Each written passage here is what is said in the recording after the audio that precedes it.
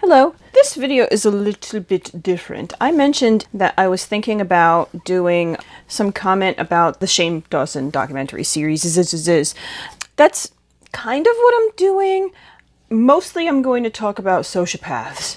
It's not timely anymore, but that's actually good. I can talk about this without being bombarded by a whole bunch of people. So I'm going to talk about sociopaths. This was sort of brought on by the podcast Crime Junkie talking about just using this sample of the purple primer that I always use anyway because I'm just trying to get rid of it. Crime Junkie trying to figure out how it is that Chris Watts could have killed his family.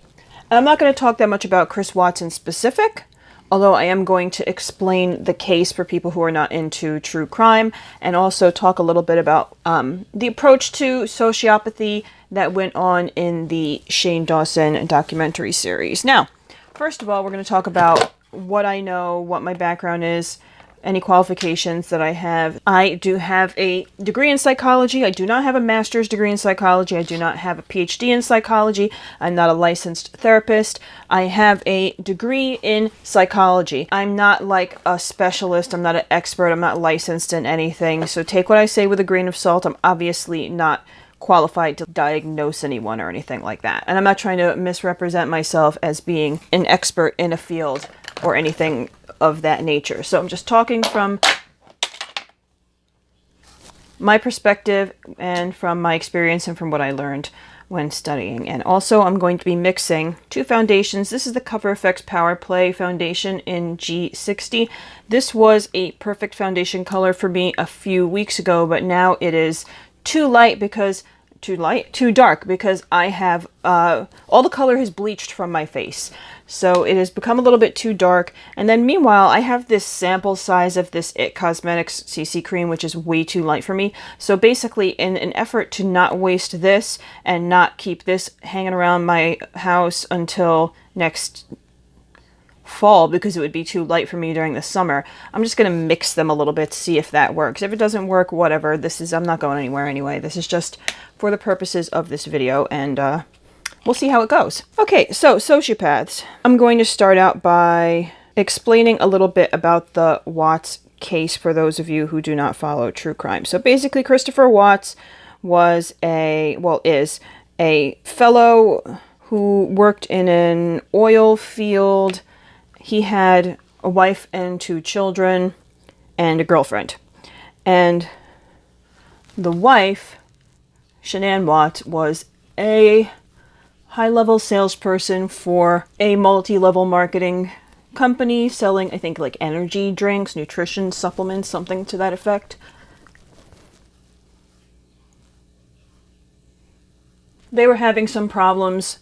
She mentioned that to a couple of friends. And then one day, she and the children disappeared. It comes out eventually that he did kill them. And what has been bugging people out a little bit is that he was supposedly a really good father and a really good husband for most of the time that they were together, that he and Shanann were together, and that the children were in existence on the planet. He was a good father, good husband. And then all of a sudden, he just killed them. And people are like, well, how is that even possible? And to a lot of people, the answer is clearly antisocial personality disorder. He's a narcissist as well. Some people have a hard time with that explanation because since psychopaths don't have empathy or real emotions, the question is always, okay, but how is it that he came off as so loving and attentive before the murders? And I've seen people saying that they don't believe that he could be a psychopath because wouldn't it have shown earlier? So here's the thing. It wouldn't necessarily have shown earlier because they mimic emotion. They don't really feel much, but they know how to mimic it. Some are better at mimicking it than others. And to be clear, not all psychopaths, sociopaths, whatever, are violent. In fact, the vast majority of them are not violent. What you will find is that there is a higher than normal representation of psychopaths in military, law enforcement, and also high positions in any kind of corporate environment or company. Anything that confers status, some of the things that you have to do in order to rise to a high rank in these companies are things that people who are not on the psychopathy scale are reluctant to do, like firing people and sending hundreds of people into unemployment and financial ruin. Again, the majority of CEOs, in fact, are not psychopaths. And I don't think that being willing to fire people is a trait of psychopathy, but so many are successful in fields that may require decisions to be made that are unpleasant. One thing that kept coming up during the Shane Dawson thing was this question of stigmatizing sociopathy by calling it creepy. And I do think that it's never a good idea to stigmatize any kind of mental illness. However, I do think it's interesting to see people getting offended on behalf of psychopaths because they are probably not themselves offended. And you may be saying, okay, but there are psychopaths who were talking about how offended they were. Even if they are not emotionally offended, first of all, they may be intellectually offended. They may be annoyed that they are being portrayed in some type of way. So they may be intellectually offended, or they may be neither, but decide that it is advantageous to them in some way to portray themselves as being offended, probably because it gets them attention, it gets them sympathy, it gives them openings to achieve other things that they may want to achieve. And again, I'm not saying that that's the case with every single person. I mean, for one thing, it's not a yes or no black and white situation, because you can have people who are high on the checklist for psychopathy, but who are not full psychopaths and therefore still retain some capacity for empathy and for of emotions in a more, like, I guess, in a more typical way. Or you might have people who are full 30s on the O'Hare psychopathy checklist and are thinking, okay, well, I'm not actually offended. But if I say that I'm offended, then that's going to give me some social clout. People are going to listen to me. People are going to try to understand me. I will be able to take better advantage of them. So it's not a black and white situation. I personally was not offended by Shane Dawson's treatment of the subject matter on his video about Logan Paul, episode 2, where he spoke to the therapist. I wasn't offended by it. I did think it was, I guess, overly dramatic and like horror movie-ish, but it wasn't like, not much that wasn't true was being said aside from things that were, I guess, obviously opinions. Oh, and one thing that was really problematic that you don't want to have put out there is this idea that you can somehow feel psychopathy. A lot of people who have had dealings with people who are clearly psychopaths will say that there is something like a feeling of wrongness. What I actually think that is subconsciously picking up certain signs that you are not consciously registering. It's not like you are, sensing it through vibrations in the air. For example, there's a whole big thing about the eyes of psychopaths.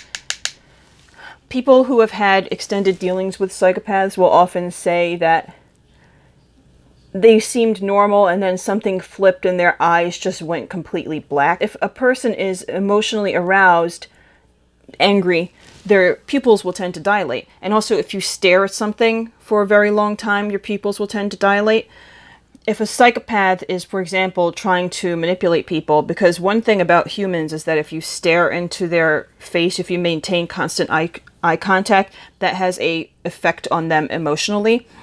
So one thing about psychopaths is that a lot of them will tend to maintain very strong eye contact, which will then cause their pupils to dilate. Or it could be a case of, because they are carrying around so much rage, or because their rage can hair trigger like that. Some, not all of them, obviously, some of them. Some of them may have eyes that are almost perpetually dilated. And that causes an interesting situation, because if a person's eyes are dilated, it's a signal to you that they are paying attention, and that will cause you to be attracted to them.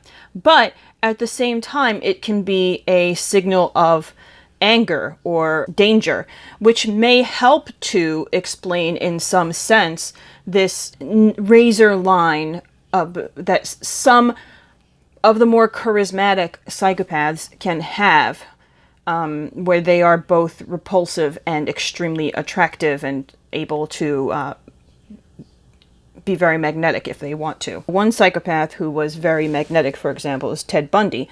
Infamously magnetic, able to manipulate people very easily until he went a little crazy in jail, and then he basically lost his charm and became creepy, which is the other thing that psychopaths can be. They're not always very charming. One thing I've seen people say sometimes is, oh, XYZ YouTuber can't be a psychopath because they are so charming, and that's not true. I mean, like, I'm not saying that a given YouTuber is a psychopath. Like, I'm not even thinking of anyone in specific, but it's just I've seen people say things like that. But a psychopath can in fact be very charming. But as it comes to a more dangerous psychopath like Chris Watts, who has no history of violence that I know of, and who didn't abuse his wife and didn't abuse his children, and then one day just murdered them after being seen as a excellent husband and father. The question becomes, well, how does that even happen? And that's another thing that comes up with Casey Anthony. If anybody's not familiar with Casey Anthony, this was a Florida woman whose 2-year-old, almost 3-year-old daughter disappeared. She didn't tell anybody for a month. When it was reported, people started to look for the baby, and eventually the baby turned up in like brush near the house. She was, and her car smelled like decay. She was obviously charged with the murder, but she did get acquitted. There were reports that she would stare at videos of the baby and cry at night. So what's going on with that? I don't want to say that psychopaths, sociopaths are not capable of love. What I would say is more like, and this is my phrasing, this is not something I heard in class, but this is my attempt to communicate what I learned about them in forensic psychology, abnormal psychology, that kind of thing. Especially the ones who are highly narcissistic as well, like Chris Watts. They can feel a kind of attachment to people the way that another person, an empathetic person, non-psychopath, can feel an attachment to objects that serve an important function in their life. For example, let's talk about your phone. If you're like most people these days, you probably really love your phone. It keeps track of your phone numbers. It lets you communicate with people. It gives you easy access to email, social media. It keeps you from feeling like if your car breaks down, you're not going to be able to call for help. It serves a very important function in your life. It keeps your photos, gives you games to play when you're bored. And if your phone were to disappear, you might feel a genuine sense of distress because the phone is genuinely important to you.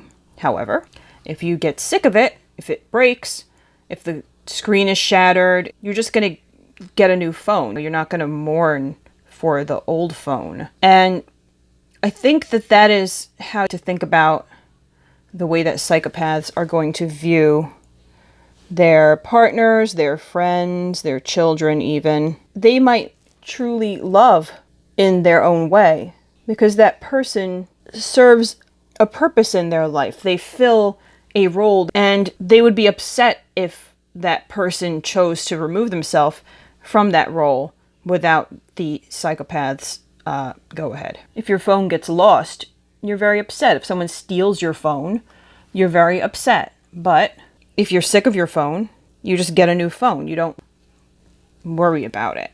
You don't feel bad about it. All right, but then why don't they just get a divorce? I would say that's where you start to think about your phone's plan. Let's say you have Sprint, you have a Sprint iPhone, and you decide that you want to move to a Verizon Android phone. Are you going to keep the contract with Sprint?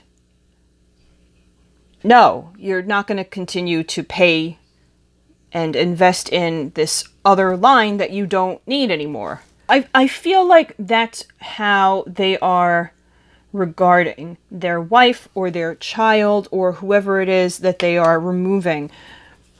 And again, I'm not talking about every psychopath, because again, most psychopaths are not violent, are not murderers, and are not physically dangerous. I say physically dangerous because they can still be emotionally dangerous because they do not have a lot of scruples. Unless they choose to have scruples for their own reasons. Basically what I'm trying to say here is that they might feel attached to a person for a minute or years, but it's not attachment the way that non-psychopathic people feel attachment. So as soon as that person no longer fits the story that they want to live in, no longer suits their purpose, whether it's because they have a better offer or because they're just kind of over it, they don't have any hesitation about getting rid of that person. Now, whether that means killing them or just divorcing them or whatever, firing them, that's going to depend on the given psychopath now, hopefully.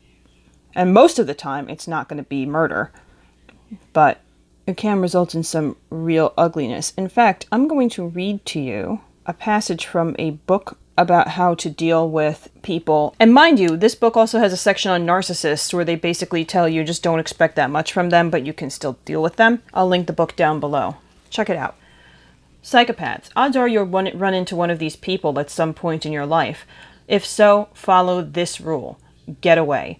Go. Run. Chew off your leg to escape the trap if you have to, because these people will ruin you financially, crush you emotionally, and destroy your life if it helps them, and they'll never look back. Most people make the mistake of trying to reason with a psychopath or touch the person's heartstrings, but you cannot touch these people emotionally. You cannot win them over, make them feel sorry for you, or make them want to help you in any way. They may pretend to care about you. In fact, they're extraordinarily good at conning people emotionally, but they don't. They can't, because they're not wired to. Steer clear. Do this even if you lose money or a promotion or a job, no matter what the cost. You'll pay a far higher price if you stay connected. Listen, when you see people saying this person couldn't be a psychopath because they're so nice or because they are so loving, they do that if it's a psychopath. May not be a psychopath. Or it could be somebody who is on the psychopathy spectrum, but is not like a full psychopath, and so they are still wired to be emotional in some ways. But if they are actually a psychopath, don't assume that because a person seems nice, goes out of their way for fans, whatever, that means that they are not. In fact, one of the best ways to get ahead in, say, corporate America is to have really strong social skills. And psychopaths are overrepresented in high ranks of corporate America. Another podcast, which I'm going to recommend to you, called Murder Was the Case. They do some really interesting, what they call academy episodes, where they teach, where the guy, the main host, Lee, teaches about different forensic psychological concepts, things that are relevant to his study of, serial killers, but that doesn't mean that you can't apply those lessons elsewhere. If you think I'm morbid, it's because I don't know. I don't have any explanation for it, but whatever. Anyway, what the heck was I talking about? I genuinely don't remember what the heck I was talking about. Anyway, if you want to learn more about that kind of thing, I definitely recommend Murder Was the Case. I have a degree in psychology, so that obviously would tell you that I find psychology really interesting. I always was interested, in particular, in forensic psychology, abnormal psychology, psychopathology. When people ask why people are into, say, true crime, the different opinions can be pretty interesting. But for me, I think, there's an educational layer to it. It tells me what people are capable of and what kinds of situations to look out for. For example, if I'm listening to a case and say a wife has disappeared and the husband is like, oh, she got into some random car, like 9 times out of 10, that means he killed her. And you might say to yourself, well, that's fairly obvious because that's a really stupid explanation for where the wife went. But in reality, that's one of the most popular explanations that these guys give as to what happened to their wife or their girlfriend. I don't understand, what is it about them that makes them think that makes any sense? Some of it has to do with dudes not really realizing that women are much less likely to just do something like that because it's dangerous for women in a way that it isn't usually dangerous for men, which is not to say that nothing bad ever happens to guys when they do something like that. I'm just saying that, like, statistically speaking, that's a much more dangerous situation for a woman to be in than a guy. Even though that's true, do guys really do that? Not really, right? So you would think that they would know that's not a thing that people really do that much, just like get into a random car. Like, this is not the 70s. There's no hitchhiking going around in most areas these days, or at least not that much. It's just an attempt to pass the situation on to a non-existent other. Oh, the last time I saw her, she was perfectly fine. I don't know what the guy in the car did to her. All it does is make them look super suspicious. If I were a police officer, I would have a really difficult time not just arresting them right then. And I know that they can't because obviously there's no evidence, even if that's a really stupid explanation that nobody would really believe. If you're going to arrest somebody, you need to actually have evidence and proof that the person did something, and really even that something was done to begin with, much less that the person who you're arresting is the person who did the thing that was done. It probably happened more in the days when people routinely hitchhiked and didn't think it was extremely dangerous. I know there's some areas where hitchhiking is still a thing. I don't know why. But yeah, that's my take on how someone like Watts could kill their family. They probably did love them in the way that they can love them, in the sense that those people were filling a void that they wanted filled at the time. But it wasn't what you or I would mean when we say love, unless you are a psychopath, in which case perhaps that is what you would mean. Why is she doing a video about this on her previously mostly beauty channel? It's a fair question. If I'm going to do a bunch of videos of me sitting around doing makeup and talking, I need to have things to talk about. I stopped naming my products. My inner corner highlight was this Aquatic Goddess highlighter from Vanessa's Vanity. So here's the thing. I've been wanting to talk about Vanessa's Vanity for a while. It's one of my favorite Etsy stores. She does really, really pretty stuff. And then Bare Minerals warmth around my face. Under my eyes, more of this guy. Alright, now I'm going to do eyeliner. We're doing ColourPop Rum. So are any of you guys interested in true crime or in any other subject? I mean, obviously you guys are going to be interested in other subjects than beauty. But, you know, what subjects are they? I'm just curious.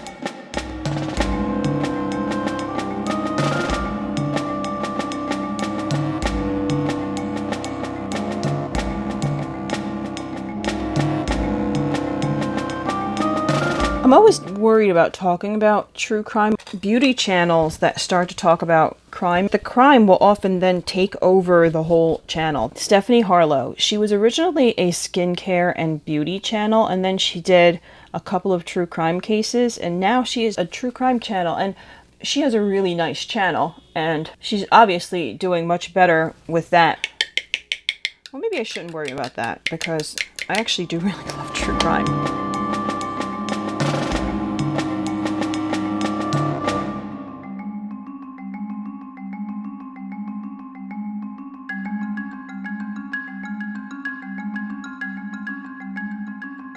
Today, true crime, tomorrow, the universe. Maybe I will talk about the universe. My best friend is really into space.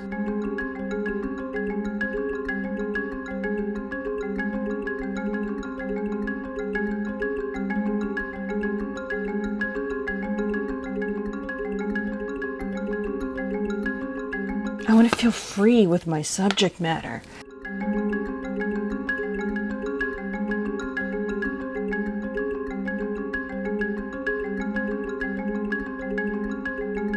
I personally think that what Dawson did, or what he tried to do, was really cool. He did try to raise awareness about psychopathy or sociopathy, depending on how you want to view it.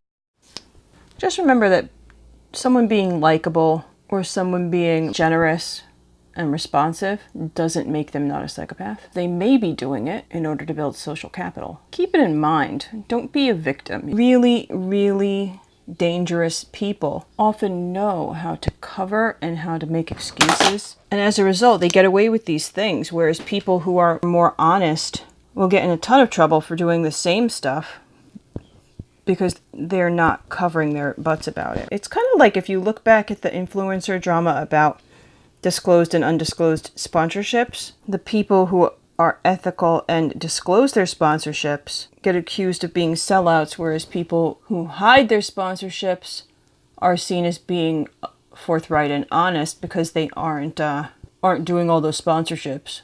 But actually they are, they're just not telling you, which is, much worse. Let's try to avoid that kind of a dynamic going forward.